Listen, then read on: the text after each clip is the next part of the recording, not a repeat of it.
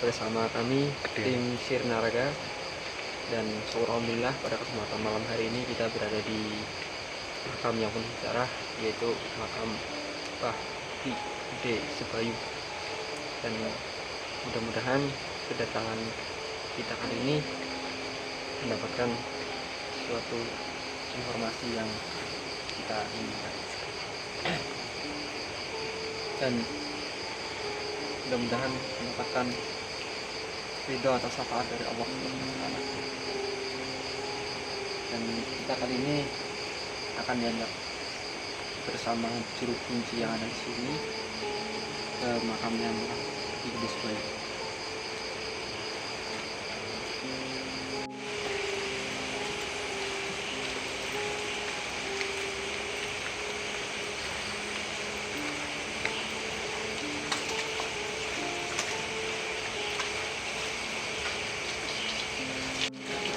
Dan ini kita akan bertawasul. Sebelum kita bertawasul mengirimkan doa, ini kita diajak untuk berwudu dulu untuk mensucikan badan kita.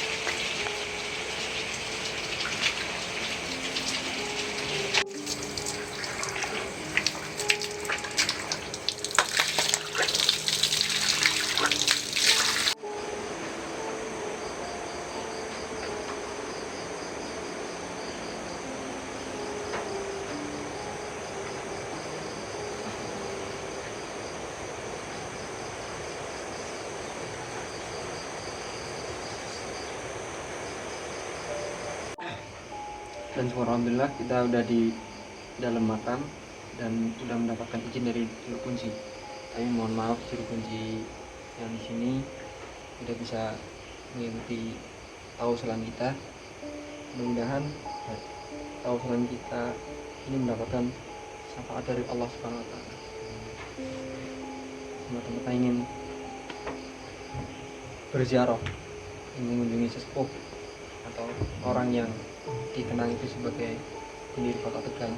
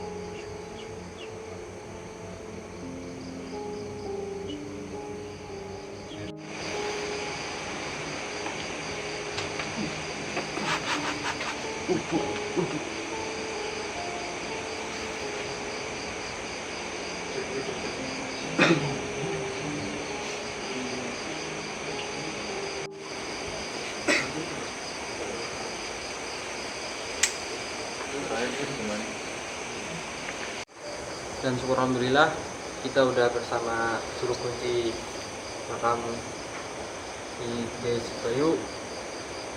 Dan mudah-mudahan kita di sini bukan mengulik apa-apa, hanya ingin mengulik sedikit cerita. Di zaman dulunya itu beliau yang di dalam atau Mbah atau Ki Gede Sebayu itu sejarahnya dulu seperti apa.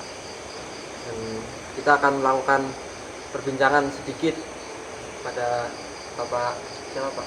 Nur Amin. Nur Amin. Selaku juru kunci sini, Bapak Nur Amin.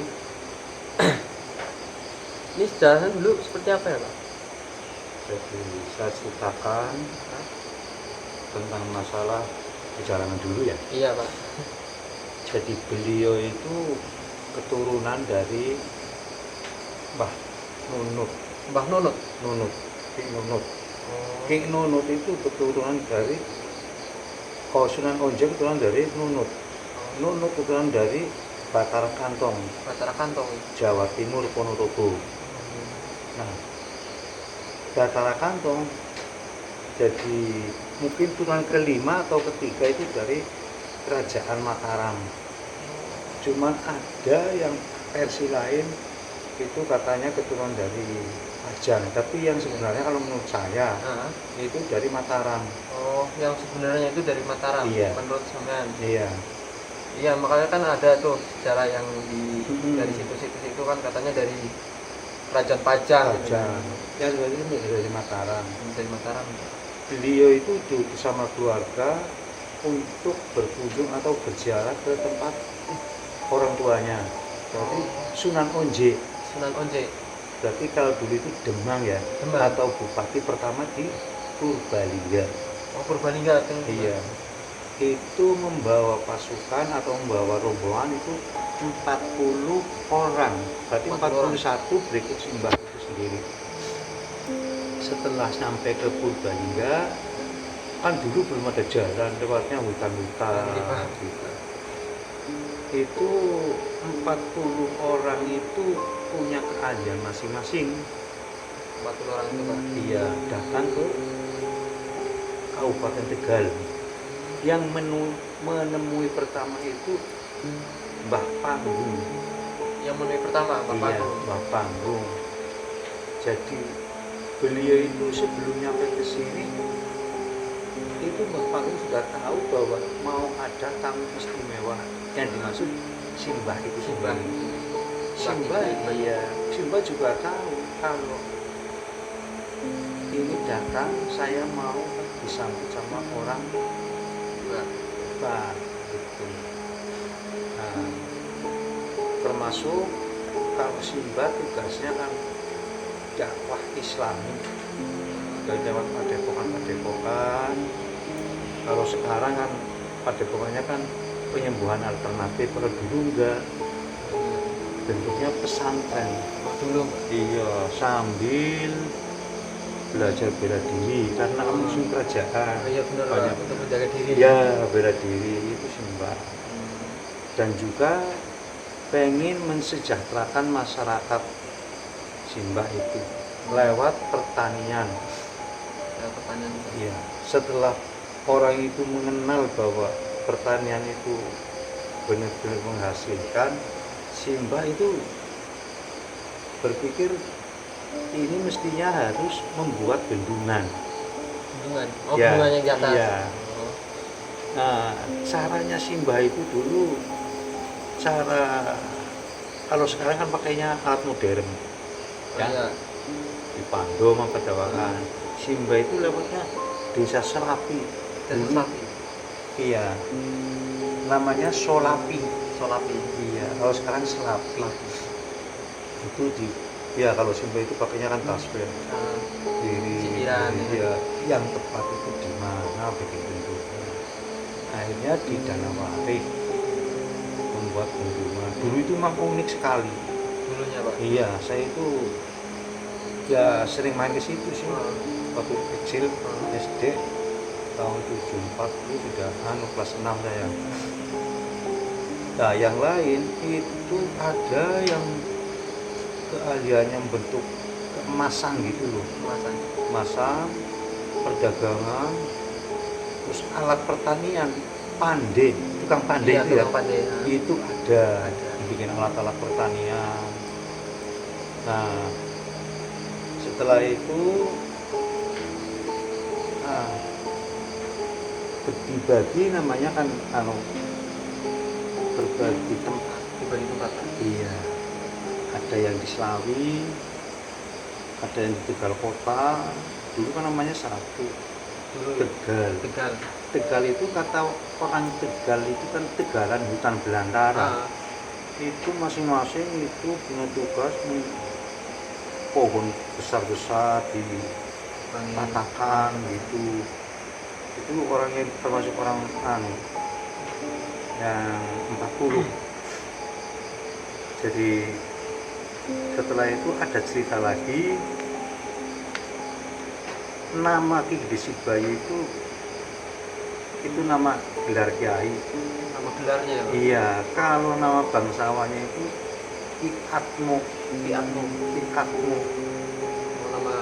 Nama aslinya Ki Atmo. Iya, itu gelar kiainya.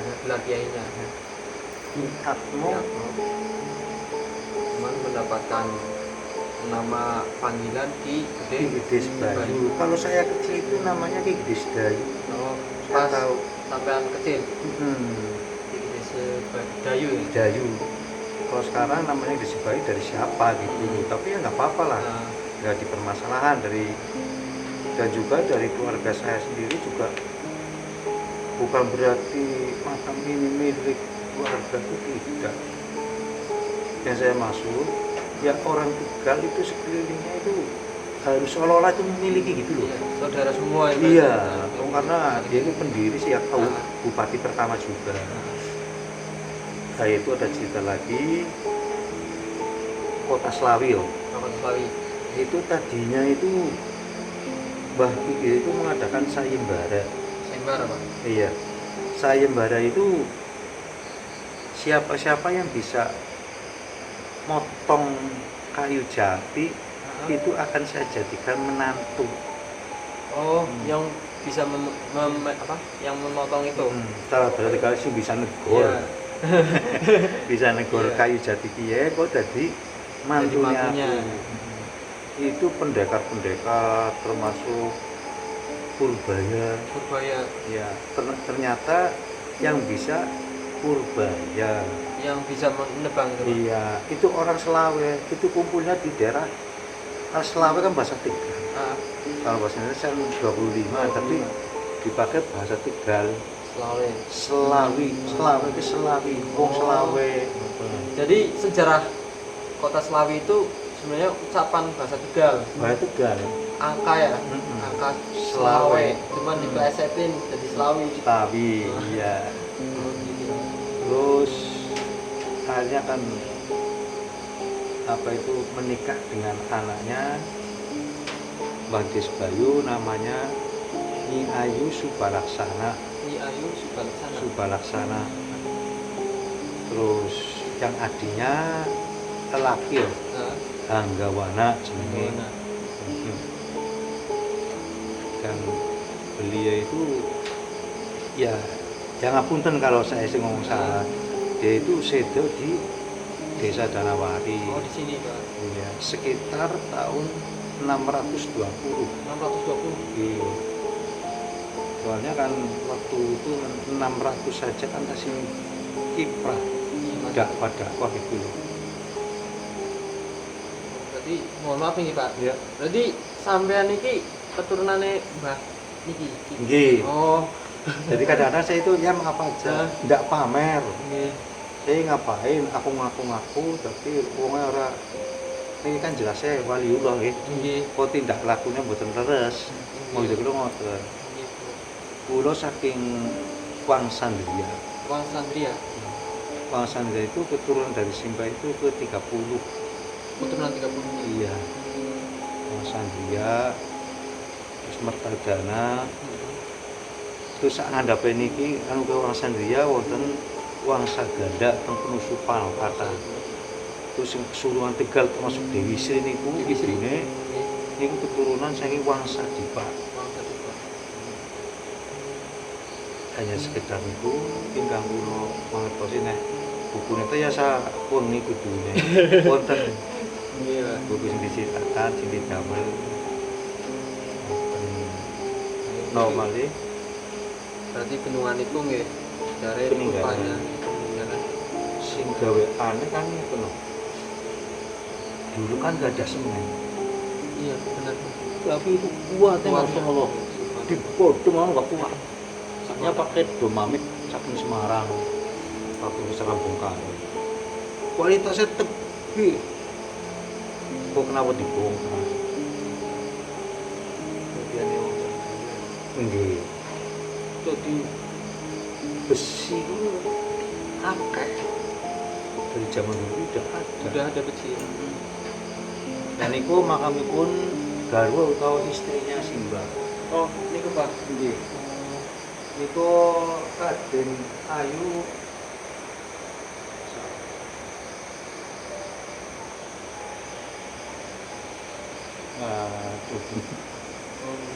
Berarti niku istrine niki nggih. nggih. Nggih, matur suwun Bapak sudah mau diajak berbincang-bincang, sedikit cerita tentang sejarah tepatnya di Budi Bayu. Dan mudah-mudahan untuk para penonton dan saya, teman-teman semuanya mendapatkan suatu gambaran yang baru atau sejarah, dan mudah-mudahan itu bisa bermanfaat untuk kita semuanya. Cukup sekian video dari kami dan mudah-mudahan bermanfaat lah. Jadi kita di sini itu bukan bermaksud apa-apa, hanya ingin mengulik sedikit cerita yang ada di masyarakat, dan alhamdulillahnya kita bisa bertemu langsung dengan juru kuncinya sini. Terima kasih untuk teman-teman, jangan lupa subscribe, like, dan komen. Bagi yang berkenan untuk membagikan silahkan membagikan. Cukup sekian video dari kami, kurang lebihnya kami mohon maaf. Wassalamualaikum warahmatullahi wabarakatuh. Dan ini teman-teman, yang pas kita mengulas sejarah di Petenggang yang katanya ada curugan di makam Mbah Ki Desedayu. Nah ini tempatnya, penampungan airnya, air yang dimaksud. Nah ini bawahnya itu tanah. Nah ini mata air, cuman sekarang udah dibikin penampungan. Ini kalau teman-teman mau lihat, nih air nih. Dan ini yang konon katanya Mbah Petenggang itu sebagai tolak balak atau penangkal. Kalau ada orang yang datang ke sana mendapatkan masalah yang ini sebagai tolak balaknya di sini. Mengambil airnya, wudhu, terus melakukan sholat dan pikiran, insya Allah akan selamat.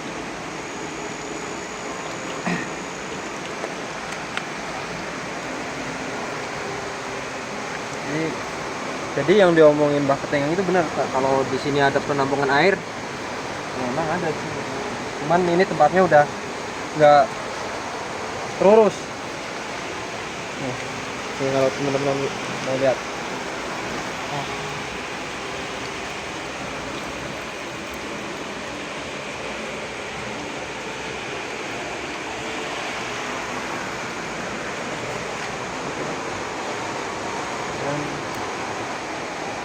Dan untuk melanjutkan video yang tadi, mohon maaf pas kita berbincang-bincang dengan juru kuncinya, kita mau melakukan mediumisasi di dalam atau di area makam Mbah Sebayu, tidak diperbolehkan. Hanya diperbolehkan itu mengulas sedikit cerita. Jadi mohon maaf apabila penelusuran kita tentang sejarah di makam Ki Desebayu tidak bisa bermediumisasi.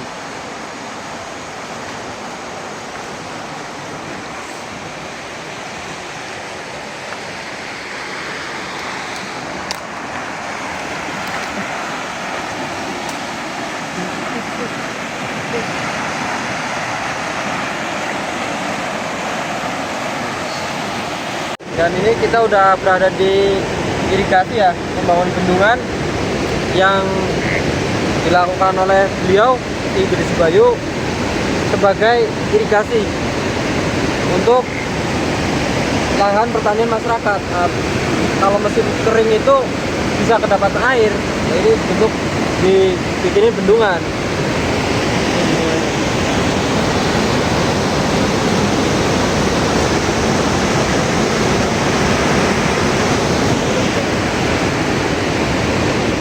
Dan bendungan ini konon katanya itu dibangun tahun 600 sekian lah. Dan syukur alhamdulillahnya sekarang itu udah dikelola oleh pemerintah, yang dikelola oleh DPUPR. Ini udah mulai dibangun bendungan-bendungan lagi. Ini kalau mau lihat.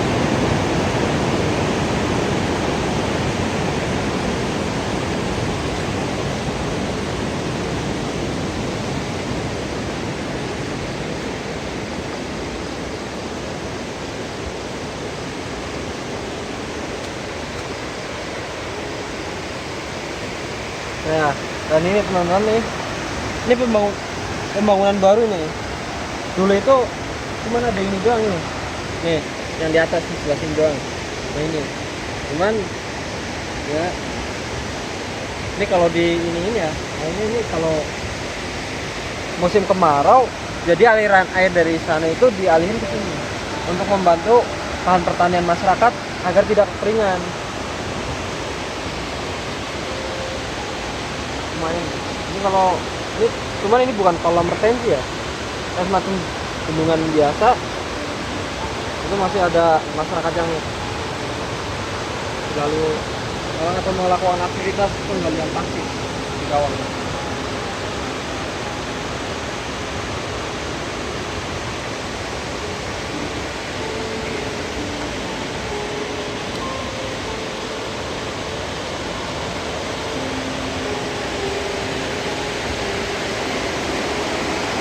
Nih teman-teman,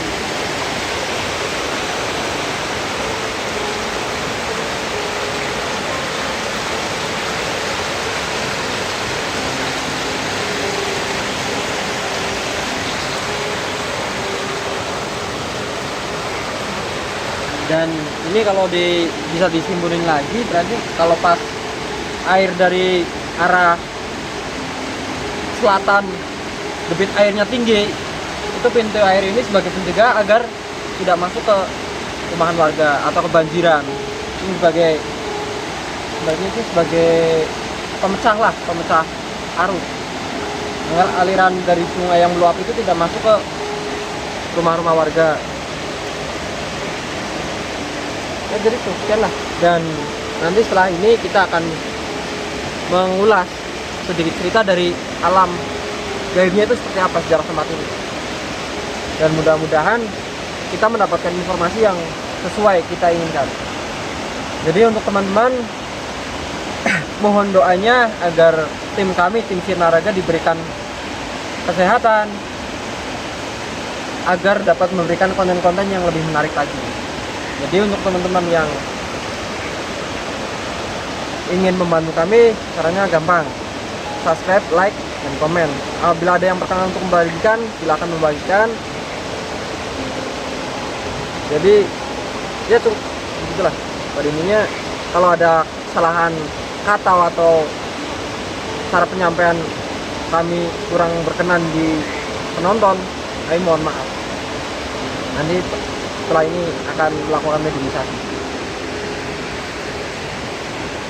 Ini kita akan melakukan mediumisasi di tempat yang lebih aman, buat pohon dingin ya. Ini dinginnya lumayan gede.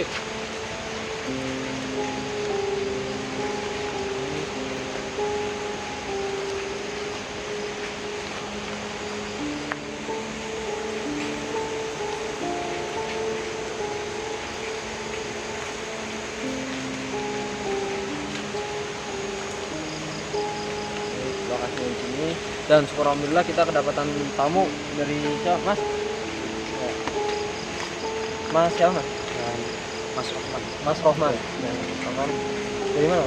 Saya dari desa Tanjung. Dari Bina. Kebetulan kita kedapatan tamu atau teman Sinaraga dari desa Tungguwa. Sebelumnya Mas pernah apa? Sebenarnya ada pengalaman sebelum ini, udah ada pengalaman ikut acara kayak gini? Oh belum pernah. Belum Ya pernah. baru kali ini. Baru kali ini.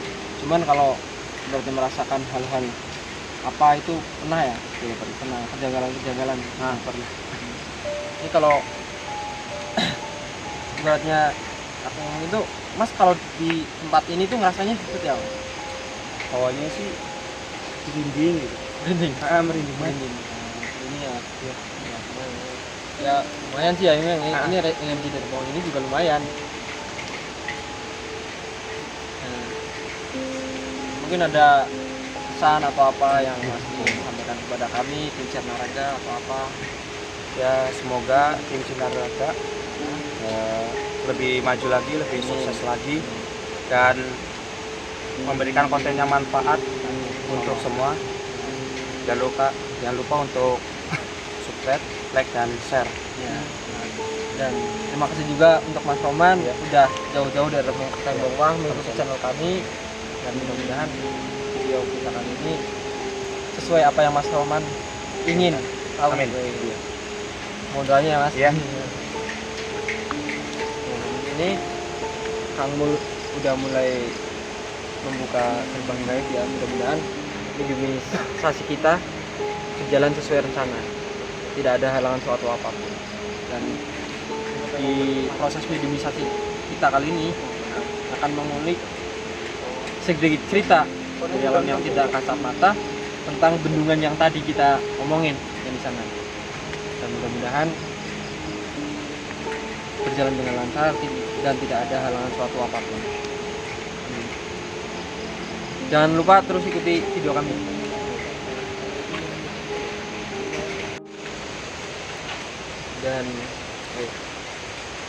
Dan ini Kang Mul sedang bernegosiasi di tempat ini, dan mudah-mudahan negosiasi Mas Mul tidak ada suatu kendala atau apa. Gimana Kang? Banda itu bisa bicara mantap.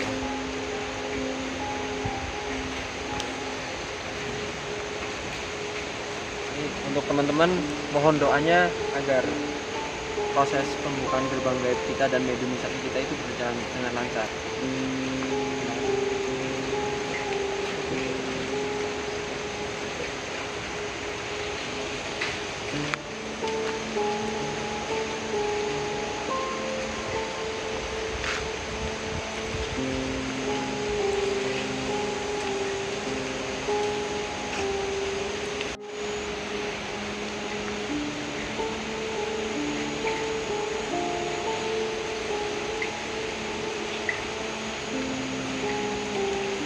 Kamu udah berkomunikasi dan membuka gerbang gaib di daerah sini, dan nanti kita akan coba untuk bertanya apa yang dirasakan kamu. Gimana Kang? Lumayan. Kalau dibuat mediumisasi aman ya? Insya Allah. Insya Allah aman. Coba untuk mediumisasi di sini. Kata Kang Mul juga sebenarnya insya Allah aman. Sebenarnya emang aman.